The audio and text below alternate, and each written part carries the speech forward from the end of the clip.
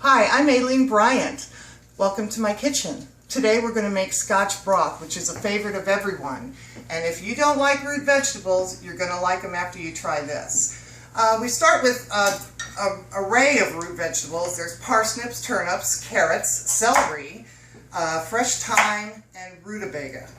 And rutabaga is not my favorite. I like the taste and everything, but it is so hard to prep because it's big, it's ugly, and it's covered in wax that you have to peel off and cut and everything. But if you're not a fan of rutabaga, you will be after you try this dish. It's so good, so flavorful, and so yummy and hearty. It's perfect for an afternoon lunch.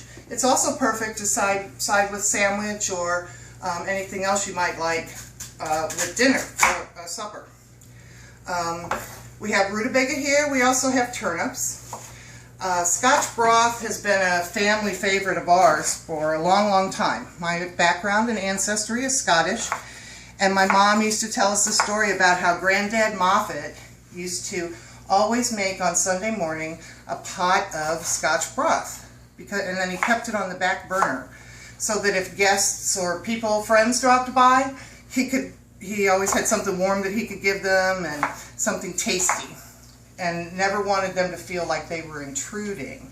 So I'll always love that story about my Grandpa Moffat. So we start with the root vegetables. We chop them up, and it's a very rustic dish, so you don't have to have a small dice, a large dice, whatever kind of way you want to chop it up, make it your own. And the other thing that I love about this soup, you don't have to peel anything except the rutabaga. Everything else, we keep the skins on. We wash everything really well, but the skins stay on for the nutrition and just again for that rustic, quick feel. It's made with lamb, and I've already sautéed and browned the lamb, and that goes in at the very last, and then it simmers for about 45 minutes to an hour, and then you put in a cup of the barley. Woo! Okay, so we're going to get the pan started. I've got it warming up, and there's just a little bit of olive oil in there, just maybe a tablespoon or so. So we're going to add all these vegetables in there. You can hear the sizzle, and that's what you want. So I have it on about a medium-high heat. You don't have to have it on high.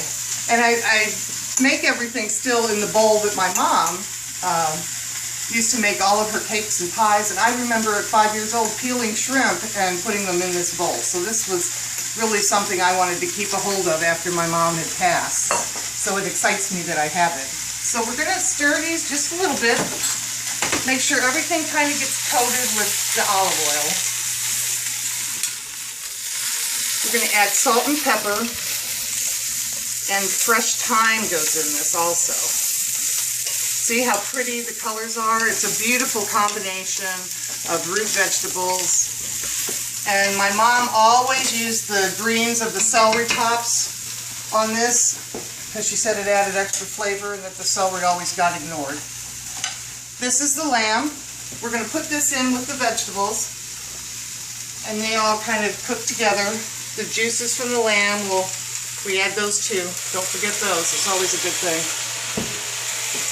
And you let it sit uncovered for a little while while it's all melding and putting, all the flavors are getting together until they soften just a little bit. Not too much, because when it's finished you don't want it to be too mushy. So we're going to add our vegetable stock next.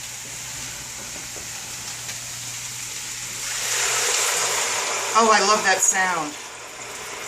And I love the aroma of the lamb and all the vegetables.